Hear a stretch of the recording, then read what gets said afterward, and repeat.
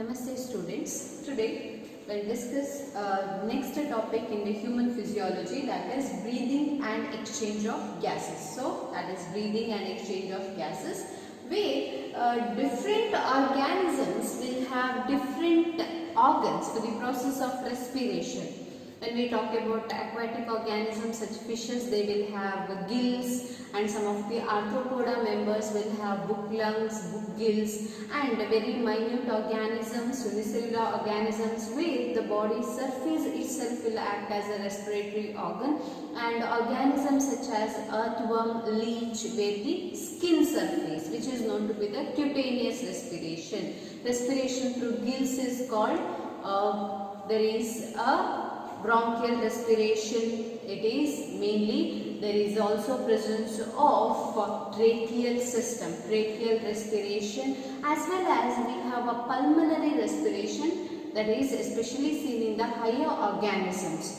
So in the human respiratory system, when we come to the human respiratory system, there is a presence of, starting from the nasal openings, nostrils. Okay, then there is a pharynx, which is a common passage for the food as well as the air. So then the air enters into the epiglottis, where here you can see epiglottis. Epiglottis is a cartilaginous flap which will be covering glottis. Here it is a glottis and this is a larynx. Larynx is nothing but sound box. And extending from that, then there is a presence of trachea. There is a trachea, long structure called trachea, which is mainly consists of C-shaped cartilages. There are about 16 to 20 C-shaped cartilaginous structure. So here what happens, this trachea will divide into bronchus, left and right bronchus. Okay. So these bronchus will be further branched to form the bronchioles. We have primary bronchiole, secondary bronchiole, tertiary bronchiole, and the end we have respiratory bronchiole, and that leads to formation of a bag-like structure called alveoli. This is a very important structure in our lungs, that is nothing but alveoli. Okay, so in between the lungs there is a heart, and that space is called mediastinum. So here what happens is, lungs which are covered by a layer called pleural membrane, that layer is called pleural membrane, consisting of a fluid called pleural fluid. Pleural membrane with the pleural fluid, which is mainly meant for the protection. So when we talk about this, on the front side of the lungs we have a sternum, it is a chest bone, and sides which are covered by the ribs. Back side there is a vertebral column. Downwards there is a muscular structure called diaphragm. Diaphragm is very important structure meant for the process of respiration. So this is regarding to the structure of human respiratory system. Epiglottis, larynx, trachea, bronchus, further bronchioles, as well as alveoli, pleural membrane, pleural fluid, down diaphragm, these are the ribs ends. Okay, so each and every lung consisting of lobes, bilobed and trilobed lungs. Okay, so next is about the organ of respiratory system. Here you can see nasal cavity as well as the pharynx region, where there is a bronchus region, bronchi regions, bronchioles region. Okay, so this is regarding to the organs of respiratory system. So next we'll move on to the steps involved in the process of respiration. First foremost step is the breathing, pulmonary ventilation. Pulmonary refers to the lungs. Pulmonary ventilation, so that is the breathing, where atmospheric air is drawn in and carbon dioxide will be released out. Then there is a diffusion of gases, oxygen and carbon dioxide, which will across the alveolar membrane. What is happening in the alveolar membrane? Then transport of gases by the blood, diffusion of oxygen and carbon dioxide between blood as well as the tissues. Oxygen and carbon dioxide which will be diffused through oxygen as well as the blood as well as the tissues, and whatever the oxygen we have inhaled, that has to be utilized by the body tissues. That is utilization of oxygen by the cells for the various catabolic reactions. how it is utilized. See, whatever the food we want to utilize it, utilization of energy requires the oxygen, or these processes will require oxygen. Okay. So next, regarding to the mechanism of breathing. So here you can see in the mechanism of breathing, mainly it includes inspiration. First foremost steps is inspiration, where here we have a pressure inside our lungs. There is a pressure inside our lungs that is called intrapulmonary pressure. Pressure within the lungs is the intrapulmonary pressure. It is less than the atmospheric pressure. So in the inspiration process, what happens initially, the diaphragm will contract. The position of the diaphragm is this, that will contract, that will move down. Even the ribs, that will raised, so that the lung volume will increases. Space inside the lung will be increased. If space is more, pressure will be less. There will be a negative pressure within the lungs. So what happens? The oxygen from the environment enters into the lungs. Okay. So here we have two muscles, external and internal intercostal muscles, which are present in the ribs, as well as we have a phrenic muscle of the diaphragm. Okay, so this is regarding to the inspiration, where it occurs when the pressure in the lungs is less than the atmospheric pressure, where diaphragm and the muscles, there is a set of muscles, external and internal intercostal muscles between the ribs, which will helps in this process. So that is regarding to the inspiration. So here you can see first one. So where the diaphragm, that will move down, as well as the lungs chamber increases, ribs also raises, so that air enters into the lungs. Here what happens, diaphragm will be relaxed, that will move back to its original position, so that ribs also move back to its original position. So the space inside the lungs will be less. So the pressure inside the lungs will be more. So intrapulmonary pressure will be more than the atmospheric pressure. An increase in the pulmonary volume decreases the intrapulmonary pressure for the inspiration, and decrease in the pulmonary volume increases the pressure inside the lungs, so that air moves out. Okay, so relaxation of diaphragm and the intercostal muscles returns the diaphragm as well as the sternum to its normal position, so that the thoracic volume will be reduced. So what happens? Pressure will be increased. So that is expiration, inspiration as well as the expiration. Okay. So next, how gases will be exchanged. How gases will be exchanged. So here we have, for the exchange of gases, the main structure is this alveoli. For the exchange of gases, it is known as a diffusion membrane. It is called diffusion membrane. It is consisting of 3 layers. We have squamous epithelium of alveoli. This is the squamous epithelium of alveoli. This is the epithelium of blood capillary, endothelium of alveolar capillaries, and the basement between them. Okay, and then there is a presence of basement membrane between them. So those are the 3 layers, where these blood capillaries consisting of blood cells. Okay, so where the total thickness is much more less than the millimeter, through which there is a process of diffusion takes place. For this, there is a very important concept, is a partial pressure. What is partial pressure? It is a pressure exerted by a single gas in the mixture of gases. That is a partial pressure. In simply, we can tell that is a concentration of a single gas. So here, when we look into the alveoli, where in the alveoli, partial pressure of oxygen is high, around 104 mmHg, and partial pressure of carbon dioxide is low, around 40 mmHg. What happens? Oxygen will combine with the hemoglobin. Okay, so oxygen will combine with the hemoglobin and forms the oxyhemoglobin. So then through the pulmonary vein it enters into the left side of the heart. From the left side of the heart through the systemic arteries it will enter into the body tissues. Where in the body tissues partial pressure of oxygen is low. Okay, body tissues oxygen is 40, carbon dioxide is 45. So what happens? Oxygen will dissociate from hemoglobin, carbon dioxide will attach to the hemoglobin, Alveoli, oxygen will attach with hemoglobin. In the body tissues, carbon dioxide will attach with the hemoglobin, and this deoxygenated blood will pass through the systemic vein into the right side of the heart. From there it will enter into the lungs through the pulmonary artery.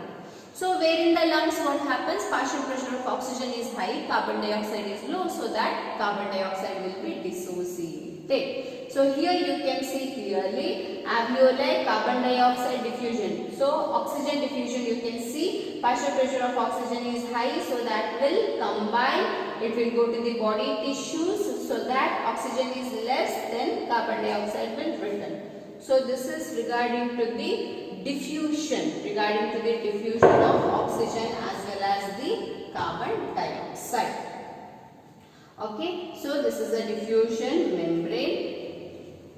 Then in the transport of respiratory gases, how respiratory gases will be transported from lungs, heart, body tissues? How these gases will be transported? Where blood is acting as a medium for these, where oxygen and carbon dioxide, where 97% of the oxygen transported by RBCs in the blood, 97% of the oxygen will be transported by RBCs, 3% will be carried through the dissolved plasma. 97% of the oxygen will be transported by RBCs, whereas 3% will be dissolved plasma. Where what happens? Hemoglobin, which will have a oxygen and form a oxyhemoglobin. Oxygen binds with the hemoglobin and oxyhemoglobin, where there is a concentration of oxygen is high, especially in the case of alveoli. As I told, for the transport of gases, there are mainly 4 factors. One is a partial pressure of oxygen, partial pressure of carbon dioxide, there is the temperature as well as the hydrogen ion concentration, pH. So if in the alveoli what happens, partial pressure of oxygen is very high and all the other factors are very less. Okay, partial pressure of oxygen is very high, all the other factors are very less. That's why oxygen will combine with the hemoglobin. In an area where oxygen concentration is high, hemoglobin combines with the oxygen. In an area where oxygen concentration is low, oxyhemoglobin will dissociate. So in the body tissues what happens, partial pressure of oxygen is high, all the other factors are low. Okay, where there is a high partial pressure of oxygen and all the other factors are low, so that's why what happens, oxygen will dissociate. So that is regarding to the transport of oxygen. Then regarding to the transport of carbon dioxide, where 20 to 25% of carbon dioxide is transported by RBCs, 70% of the carbon dioxide will be carried as bicarbonate and the 7% will be by the dissolved plasma. So here what happens is, as I told, through RBC it's the same way, starting from the body tissues. Whereas partial pressure of oxygen is low, all other factors are high. That's why carbon dioxide will combine with the hemoglobin. When it goes to the alveoli, where partial pressure of oxygen is high, so that carbon dioxide will dissociate. Next, regarding to this, there is a reaction here. Carbon dioxide joins with the water, especially in the RBCs, in the presence of enzyme called carbonic anhydrase. There is an enzyme known as a carbonic anhydrase and it forms the carbonic acid, H2CO3. CO2 plus H2O give rise to H2CO3. This again in the presence of enzyme carbonic anhydrase will dissociate. This is unstable, that will dissociate into HCO3 minus plus H plus. Okay.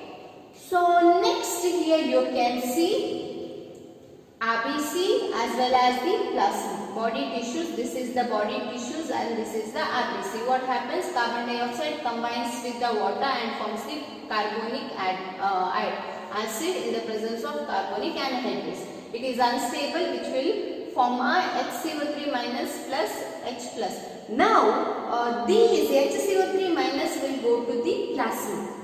Okay, from RBC, HCO3 minus will go to plasma. To maintain the equilibrium, chloride will be here. There is a chloride. This will shift to RBC. This is known as a chloride shift. Okay, so what happens in the RBCs? Bicarbonate will transfer to the plasma. From plasma, chloride will come to RBC to maintain the equilibrium. So that is known to be the chloride shift. Okay. So here what happens? Maximum amount of carbon dioxide will be transported as bicarbonate. As I told, it is produced in the RBCs. Then these H3O3 minus from plasma as well as RBC move towards the alveolus. Where in the alveolus reaction takes place, they are again to combine to form a carbon dioxide and water.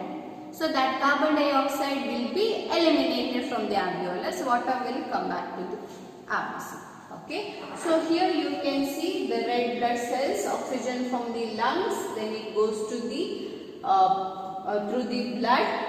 Then oxygenated blonde hemoglobin molecule, then oxygen released to the tissue. So this is how it takes place in the RBCs. Okay, so this is the same diagram which explains the exchange of gases. Here you can see the oxygen exchange. So oxygen exchange, oxygen transport as well as to the body tissues. Here there is a cellular respiration. So here you can see the cellular respiration. Oxygen is utilized, carbon dioxide is released. Okay. So this carbon dioxide exchange at the cells and it will be transported back to heart, from heart to the alveolus, and that will be released. So next is about the regulation of the respiration. How the process of respiration will be regulated. For the regulation of respiration, here we have very important two centers. One is a respiratory rhythm center in our medulla of the brain. In our medulla region, we have a respiratory rhythm center, as well as in the pons region, we have a pneumotaxic center. So here what happens, other than this, we have chemosensitive areas associated to these centers. These chemosensitive areas consisting of receptors. If there is an increase in carbon dioxide and H plus concentration, then what happens, this will be activated so that the respiratory rhythm center which will do the processes. It will eliminate the carbon dioxide. Even if there is a change, moderation in this, even the pneumotaxic center can moderate the functioning of respiratory rhythm center. Ultimately, that will activate the respiratory rhythm center. If our body is consisting of more carbon dioxide or H plus concentration, H plus concentration more means our blood is acidic. Okay, in that cases these centers will try to eliminate the carbon dioxide from our body. See, there are no such regulations if we have more oxygen in our body. So that is not required. Oxygen is good for our system, so that's not required. Only if there is an increase in the carbon dioxide, then only these will be activated. Okay, so next is regarding to the disorders confined to the respiratory system. First foremost disorder is the asthma. What is asthma? Asthma is a difficulty in breathing. It is one of the disorder where there is a difficulty in breathing. So that will cause the wheezing problems. That is mainly causes the wheezing problems. That is mainly due to the inflammation of bronchi as well as the bronchioles. Some of the allergens, especially allergens such as pollen particles or the animal dander, these will cause the asthma in some individuals because their immune system is acting against it. Okay, so that is asthma where the individual will have difficulty in breathing. And emphysema. Emphysema is a disorder where the alveolar walls are damaged, mainly wall of the alveoli. Alveolar walls are damaged. It is mainly can be caused by the smoking. Okay, emphysema is also caused by the cigarette smoking. Occupational respiratory disorders. Occupation. It is confined to the occupation of the individual, where in certain industries such as polymer industries or grinding or stone breaking industries, there is a production of dust. Okay, so that dust where our defense system cannot cope with that situation. Okay, sometimes we will be inhaling in the polymer industries, silicon, there is a production of silicon, so that will be inhaled by the people. So that will lead to a disorder known as a silicosis. and the people who work in coal industries, their dust particle, and that may cause the black lung disease. Okay, so long exposure to these substances may lead into fibrosis, proliferation of the fibrous tissue, and causes the serious lung damage. So in those industries, people who are working in those industries, they should wear proper mask. Okay, so this is regarding to the chapter breathing and exchange of gases. So this is one of the easy as well as very important chapter in the human physiology concept. So this chapter mainly this is just basic concepts which and all included in this chapter. Okay, thank you.